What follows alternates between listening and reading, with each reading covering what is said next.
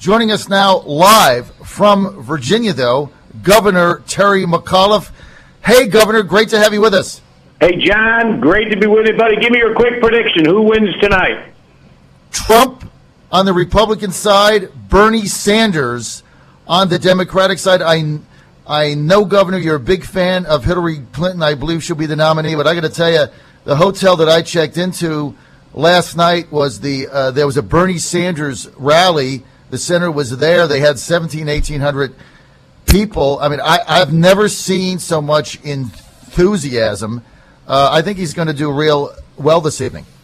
John, I'm going to bet you a beer on this one. Okay, I'll bet you happy hour because my wife has been on me to get you to invite me to happy hour. You invited everybody to happy hour but me, so we think we're kind of like Swiss cheese. So we want to go to happy hour. So if my predictions come out. What about if I win?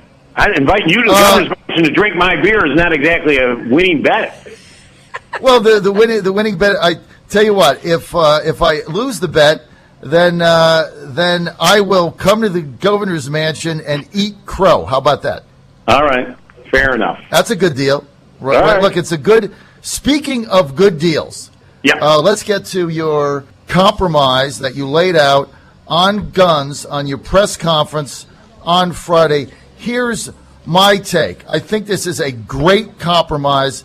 I think what the gun advocates gave up makes a lot of sense. Look, when you have a judge governor sign a permanent restrictive order that says that you can't go within 50 yards, 100 yards of somebody, this isn't signed on a whim.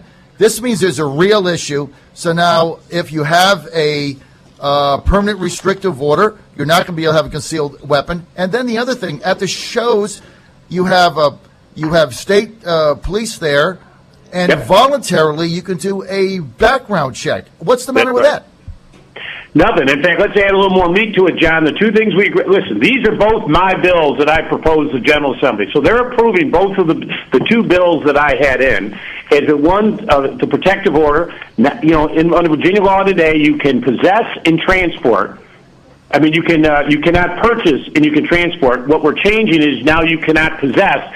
And if you do possess, John, listen to this, very important. And we're only one of 16 states now that will have this. And now you will be a Class 6 felon if you do not turn or sell your gun within 24 hours. I think we're now one of only 2 states in the nation that has that. So this is very restrictive. And this is very important to me because last year, John, in Virginia, 4 people were killed by the person who had been under a restrictive order. So I, as governor, I'm actually saving lives. And as it relates to the background checks, right now there are 77 gun shows last year. State police were only at 42. They will now be at every single one of them. And at the 42 they went to, only federally licensed dealers could get background checks. Even if you wanted to do one as non-federal, you could not do it. Under this law, every person at a gun show can now have a background check. So if you sell a gun without a federal license and you had the ability to get a background check and you did not do it, it opens yourself up to liability. So I've said this is a huge win. It's not a Democratic win, it's a Virginia win. And the concealed carry, and I appreciate the work that the Attorney General did on this. It got us to the table, but we have no record of anyone in the last 25 years being injured or hurt with someone who came into our state with a concealed weapon. So I balance that against 4 deaths last year, and what my number one priority is background checks. Well, listen, Governor, here's the bottom line. We are in a divided government in Virginia, and so you're going to have to compromise to get anything done. And a lot of us were very upset over the Attorney General's revocation of the 25-state Reciprocity Act. Somebody inadvertently goes into Virginia, all of a sudden they're committing an illegal act. They don't even know what is going on. So that didn't make any sense. You expanded that to 50 states. That makes a lot of sense to us. But look, when you've got the extremists on both ends, both of them hate the deal, that probably means it's a good thing for everybody else, for Virginians, right? That's right. And listen, this is the most significant gun safety legislation in over 20 years, 23 years, John. This is the first time this has happened. It's a win-win. And as you know, I already had 4 Democrats that said they were going to vote for the reciprocity bill that had been proposed in the General Assembly. So on the Democratic side, there wasn't unanimity on this issue. So I took what I had. Right. I got background checks, which is something I've always wanted. In addition, I've been very concerned, and they stood with me at the press conference, the women on this issue of these restraining orders, and the idea that Virginia is now one of 16 states, and Virginia now, I think it's Connecticut and us now, this Class 6 felony, you lose your gun for life. That's a good common sense. It saves lives. It's good for everybody. It's good public safety. And I stood with Colonel Flaherty of the Virginia State Police, who said to me, Governor, what you did today makes Virginia safer. That's what makes me sleep easier at night. Well, look, I think you did the right thing, and it's not logical, a permanent restrictive order signed by a judge to have access to a concealed weapon.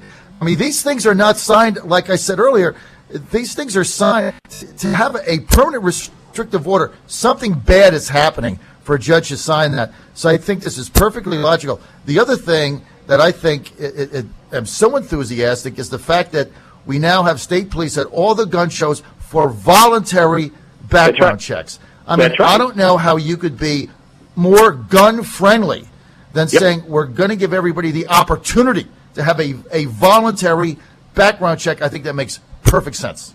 Yeah, because literally you could get to that. You could go to a gun show today, go to a federal license. He says there's an issue here. You're going to have to come back or whatever. That guy knows there's a problem. He walks 4 or 5 booths down to a non-registered, federal registered one, and he buys the handgun. How does that make any sense?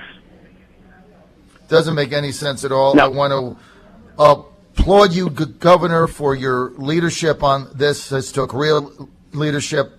I think you did the absolute right thing, and I commend you on it. And I'll look forward to my wife and I having happy hour with you at the mansion after I win this evening's bet. You got a deal. Good luck out there, John.